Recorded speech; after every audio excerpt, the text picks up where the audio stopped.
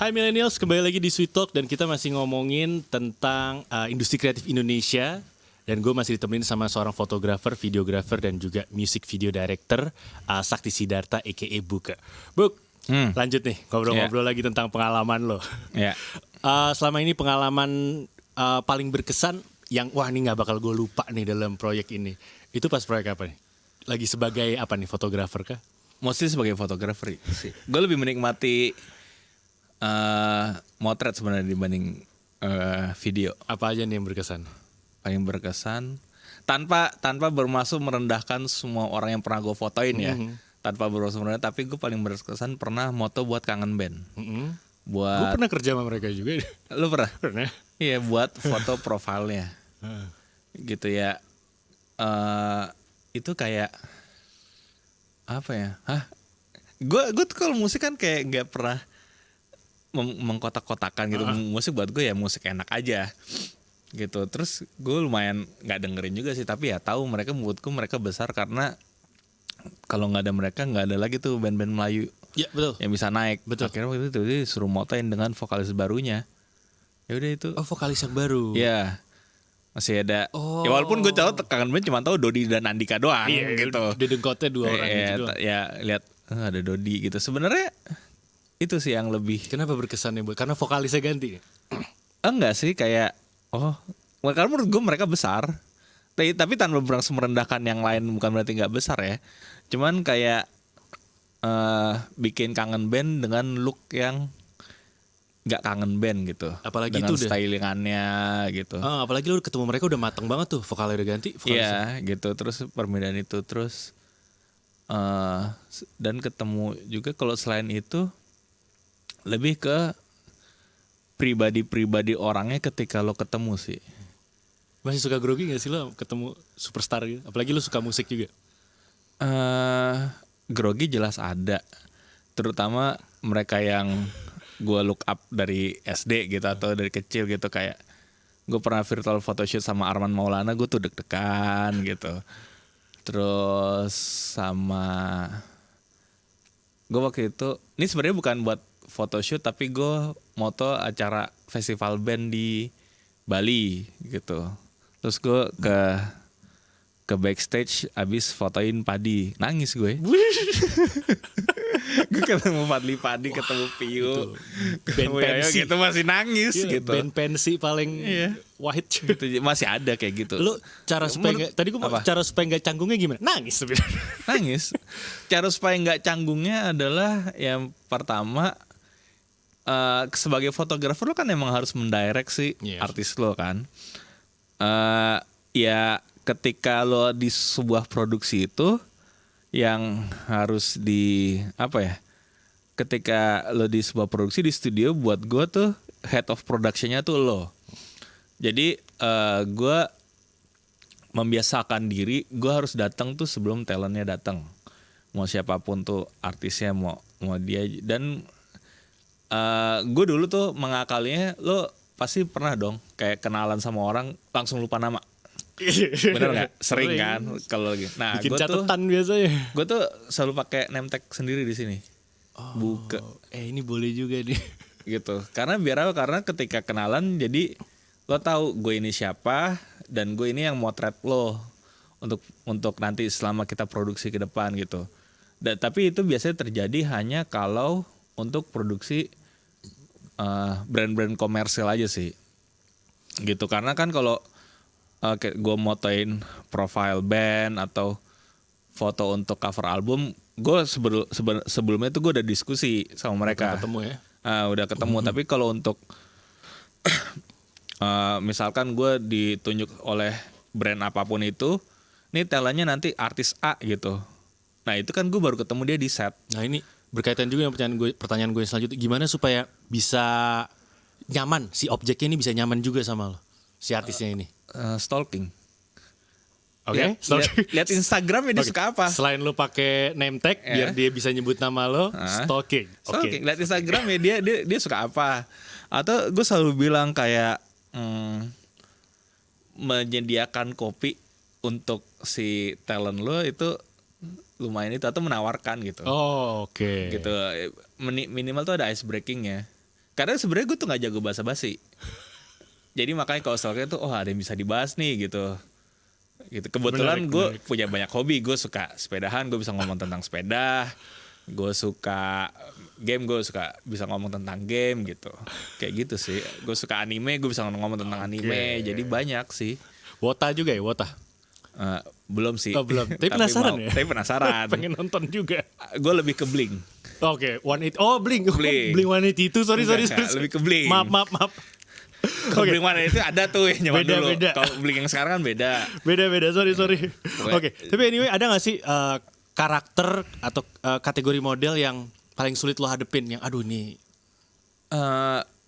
Kalau dulu ya masalah gue adalah ketika gue bilang bisa dibilang infansi model-model bule ke Jakarta. Iya, itu berasa banget tuh. Banyak banget kan semua orang motret bule. Orang Arab segala macam.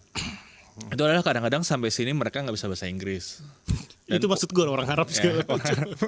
Negara Arab. Dan posenya juga nggak bisa posing. Itu buat gue tuh menyulitkan. Atau sesimpel ketika gue pernah motret model foto-foto cewek 5 kali 10 kali, terus dia nanya, terus gue posenya gimana ya? Ya lu lah. Ya kan lu di hire sebagai model gitu loh. Gue hanya mendirect nih mood lo seperti ini. Terus hanya ketika udah 5 kali jepret dia bingung. Gue makin masa gue harus ke depan mempraktekkan gitu kan. Itu sih menurut gue yang agak itu. Terus kalau misalkan yang lain-lain sih nggak ada sih. Gue lebih ke situ sih. Yang berpengaruh ke proses kerja pokoknya. Iya, yang akan merubah mood gue tuh itu. Iya, lo yang foto, ntar kalau hasil fotonya bagus dianya enggak, salah lagi. Iya, gitu. Oke, ada nggak sih trik untuk mengatasi yang namanya kerja di bawah tekanan? Kan kalau di industri kreatif kayak kita kan tekanannya besar banget, KPI-nya nggak ada. Pokoknya foto yang bagus ya, yang bagus tuh kayak apa? Itu dia. Tekanan lu ngatasinnya gimana? Lebih detail aja ketika sebelum kerja. Jadi gue sangat detail dalam arti sesimpel gini, ketika photoshoot yang menyediakan makanan siapa? Oke. Tim gue atau tim lo? Makanannya apa? Itu gue nanya itu, lo tim lo ada do's and don'ts gak? Yang lo gak bisa makan. Itu karena abis itu ya editan. Abis itu misalkan ke produksi. Nih lo mau editannya sebagaimana, itu tuh gue jabarin detail di planningnya berarti ya. Iya, jadi supaya nggak ada tekanan gitu. Jadi kayak dan ketika ditanya ini kok begini, kan ini udah kita omongin sebelumnya. Oke. Gitu. Dan iya, semuanya ada yang beberapa agensi bahkan menyediakan gue dan klien itu sebuah surat. Jadi misalkan kan kalau kita foto untuk iklan itu, misalkan foto 5 layout gitu. 5 layout, ketika layout pertama udah approve itu semuanya tanda tangan. Oh, oke. Jadi lo tidak bisa menyalahkan ketika lo kan ketika photoshoot nih udah approve. Gak bisa lagi dong lo menyalahkan orang lo ada di lokasi gitu. Pengalaman banget ya. Harus begitu. Karena kalau enggak abis itu foto ulang yang biasanya gue nggak mau bayar nih foto ini. Iya, ada aja. Kan costnya dari mana dong? Iya, nggak bisa gitu sebenarnya. Iya kan gitu. Tapi kalau ngomong-ngomong nih, saat ini apa sih menurut lo problem para pekerja kreatif Indonesia saat ini? Problem para pekerja kreatif Indonesia. Kalau gue ngeliat banyak yang kayak gini. Gue selalu bilang kayak banyak banget orang yang fotonya lebih bagus dibanding gue. Okay. Atau foto dan videografinya segala macam lah kalau gue bahas dunia kreatif berarti karena gue spesifik di fotografi berarti gue cuma bisa ngomongin fotografi nih.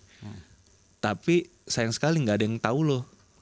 Menurut gue itu problem. Nggak ketemu ya antara si talenta ini dengan industrinya. Nah itu yang buat gue sayang sih.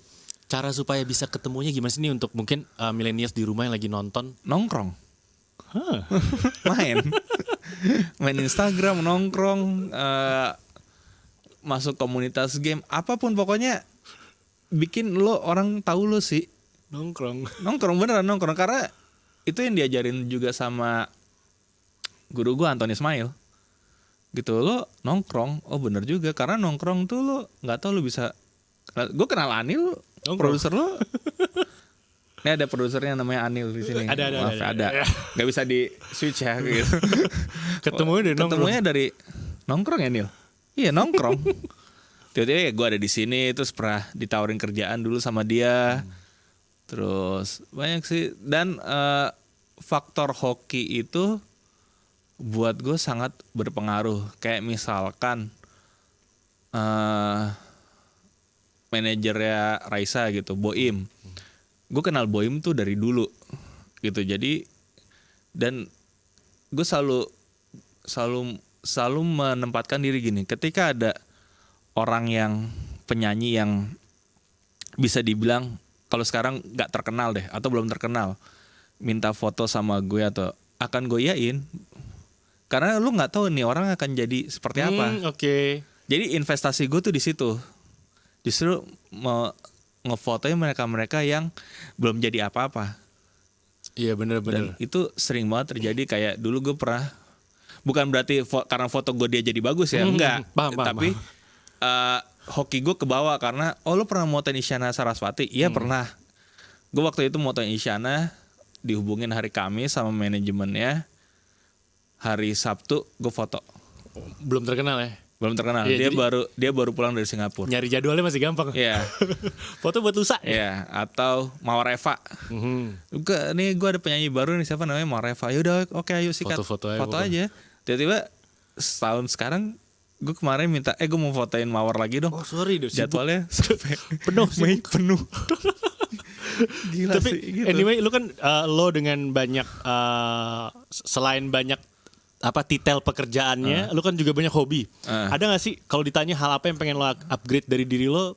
Apa nih? Sepeda baru? Enggak dari diri lo. Dari diri gue ya. Apa ya? Mau lebih, mungkin mau bisa lebih artsy kali ya. Artsy. Kayak gue selalu bilang kalau penjelasan artsy itu gimana sih? Foto gue tuh foto saklek gitu. Kalau gue bilangnya foto teknik. Oke. Tapi ada beberapa teman gue yang gue lihat fotonya tuh foto artsy. Foto seperti kalau lo tahu di Instagram ada Michael Aldo, itu fotonya artsy banget. Terus Leo Fear gitu. Nah gue nggak bisa ke situ, taste gue nyampe. Mungkin yang mau gue upgrade sih taste sih. Jadi pengen bikin karakter foto baru gitu ya? Iya, karena ya udah terbiasa dengannya ini, jadi pengen keluar dari comfort zone gue terus. Udah mau coba nyaman. mau memberanikan dirinya itu yang nih go works gaya begini gitu sih. Mau nyoba, iya benar, gaya lain sih ibaratnya ya. Biar kita bisa berkembang juga. Oke, anyway, project terakhir yang lo pegang apa nih? Kemarin foto makanan. Foto makan. Ngomong-ngomong tentang COVID juga, ada perubahan dalam cara kerja gak sih? Ada lah. Protokol. Karena gue alumni. Oh, hai. Lo alumni juga? Kedua. Enggak. Alumni kedua di sini. Tapi gue udah aman ya. Iya, tenang, santai. It's okay. Alumni. Jadi ya pasti gue mengharuskan swab antigen semuanya. Terus ya maskeran ya gak usah diajarin lah sisanya gitu. Terus gue sangat gak ada. Kalau dulu ketika jadi fotografer itu, ketika produksi yang orang-orang gak tahu adalah kita itu sebagai penyedia jasa yang ketika produksi tuh nyiapin makanan, minuman segala macam. Kalau dulu tuh biasanya ada prasmanan, sekarang udah nggak ada. Oke. Hal kayak gitu sih. Kru bukan dikurangin, tapi ketika tidak dibutuhkan di lokasi, jangan ada di lokasi foto. Disesuaikan berarti ya. Disesuaikan. Sama kayak swab antigen segala macam. Gue juga kemarin sempat beberapa kali kerja ada swab segala macam. Gue mau nanya, ini pertanyaan pribadi sih. Itu cost-nya dari produksi lu dari apa produksi, jadi ketika klien nanya, nih gue mau foto ini, itu masuk di cost gue. Swab antigen. Jadi lo harus bayar juga buat gue. Berarti jadi komponen baru ibaratnya. Iya, jadi komponen baru gitu. Ya gue nggak pernah suka swab karena nggak tahu kenapa hidung kiri gue tuh nggak masalah, tapi kalau kanan sakit. Sangat nggak nikmat sih di swab. Tapi kan harus. Selalu hidung kiri nggak pernah berasa, hidung kanannya sakit. Gue selalu bilang gue lebih mendingan disuntik dibanding di swab. Oh ya, gue nggak takut jarum. Sama kita nggak takut jarum. Tapi ketika di swab aduh gila deg-degan banget nih, tapi harus gitu, ya udah. Nggak mau. Pernah denger ini susternya jago, nggak ngaruh. Tetap sakit. Sakitnya sama. Tapi nggak tahu kenapa itu hidung gue yang kanan nih masalah nih. Yang kanan lebih sakit, yang kiri nggak berasa. Selalu. Oke, tapi kalau ngomong-ngomong tentang tantangan, lo sendiri lebih tertantang mana sih menangani project fotografi atau videografi? Kalau nantang gue selalu bilang videografi, karena prosesnya lebih banyak. Dan itu dia, gue belum pernah membuat sesuatu yang sangat artsy sekali. Balik ke artsy gitu. Selalu ya alhamdulillah sih emang dapatnya selalu brand-brand gitu. Belum pernah dapat klien yang gini. Udah lo bikin apa aja yang lo mau, nanti gue tanggung biayanya. Nah itu belum pernah dapat. Pengen banget tuh. Gitu. Konsepnya dari lo aja, berapapun lo angkanya lo keluarin. Gitu. Cita-cita banget tuh yang kayak gitu. Jadi belum pernah bikin yang bisa sesuka mau gue. Kalau foto kan kita bisa melakukan itu untuk kebutuhan test shoot atau bikin portfolio, itu bisa. Kalau video kan costnya banyak lagi. Iya benar. Gitu sih. Oke. Ngomong-ngomong nih, udah di industri kreatif hampir 20-an tahun, hampir belasan tahun lah ya. Suka duka apa aja sih yang lo rasakan selama lo berkarir di industri kreatif? Kan yang orang lihat sukanya doang, wah nih sama fotoin penyanyi apa. Lebih ya standar orang kreatif, pernah foto nggak dibayar. Harus lewatin ya. Apalagi atau alhamdulillah tuh jarang ada yang pernah sih sekali, atau gini, foto reshoot tapi bukan sama gue. Oh oke. Gitu, itu gue sangat sedih tuh kayak gitu, berarti gagal lo ya, ngerasa gagal gitu. Gue mendingan lu bilang, nih lu ada masalah di sini, bisa nggak lu perbaikin gitu. Kalau emang dari kesalahan gue ya gue perbaikin, tapi kalau enggak ya nggak bisa. Patah gitu hati kan. ya. Waduh, kok gue gak dikasih tahu gitu. Terus lebih kayak gitu sih, itu sih bikin sakit hati, kayak udah foto habis itu udah sesuai tapi kok masih itu, kadang-kadang ketemu klien yang nggak tahu maunya apa. Iya. Akhirnya dia mengerjakan dengan orang lain. Begitu ketemu lo selesai, dia tahu mau dia apa, dia ngerjain sama orang lain. Iya gitu. Jadi kan gue ngerasa loh, gue walaupun gue dibayar tapi kan kayak aduh gagal ini gue gitu. Iya ngerti. Oke, ini ngomongin juga sekarang tentang support pemerintah. Menurut lo sebagai pekerja kreatif, apa nih yang diharapkan support dari pemerintah nih? Kok ngomongin pemerintah ya, ini pemerintah akan nonton nggak ya? Karena gue ngerasa sebagai ya nggak mau masukan ya, sesuatu sebagai yang sangat marginal di industri ini. Marginal? Oh, industrinya marginal. Oh iya benar. Minoritas sekali gitu. Sesimpel ini, ketika ada peraturan PSBB, PPKM atau segala macam itulah, nggak ada kayak pekerja kreatif diperbolehkan produksi dengan nggak ada omongan. Nggak ada itu. Jadi terus gue gimana gitu kan? Jadi ya itu sih yang kayak ada juga loh, kamu nggak usah fotografer, freelance tuh banyak banget gitu yang harus, atau pekerja harian gitu harus gimana, itu sih yang pengen lebih diperhatikan. Terus ya, karena bayar pajak juga. Iya kan? Iya bayar pajak. Iya gue bayar pajak. Udah sih. bayar, kita udah bayar. Terus sama kayak gue nggak mau perlu sih ada standar rate gitu sih. Perlu nggak perlu? Gimana? Jadi perlu apa enggak? Gue nggak tahu sih ya perlu apa enggak, tapi kemarin ada kasus gitu, kayak sebuah studio fotografi menawarkan jasa kepada klien dengan bayar seikhlasnya. Oke, karena COVID? Enggak, dia bikin aja. Oke. Moda bisnis baru. Tapi buat gue dengan embel-embel membantu mereka yang ingin mempunyai foto bagus gitu. Tapi jadi orang membayar seikhlas ya. Di gue itu nggak works. Nggak suka gue kayak gitu. Kenapa? Karena itu membuat fotografer tuh nggak tahu value-nya apa atau value-nya berapa. Gue lebih respect, misalkan lo mau membantu orang untuk mendapat foto bagus, lo kasih rate aja 500 perak. Foto sama gue 500 perak, lo dapat foto bagus. Gue respect. Tembak aja. Lo ada value-nya. Atau gratis sekalian. Ya itu ada value-nya. Ya kan? Value-nya gratis. Ya kan? Ya kayak gitu. Ini bayar seikhlas ya, jadi nggak bisa diukur ya. Nggak bisa diukur. Gitu. kayak gitu. Itu sih yang kemarin gue sedih banget, ada yang kayak gitu. Oke, kita bakal lanjut pembahasannya. Dan buat millennials jangan kemana-mana, kita bakal balik lagi. Masih di Sweet Talk dan lo masih menyaksikan Mata Milenial Indonesia TV, matanya Indonesia.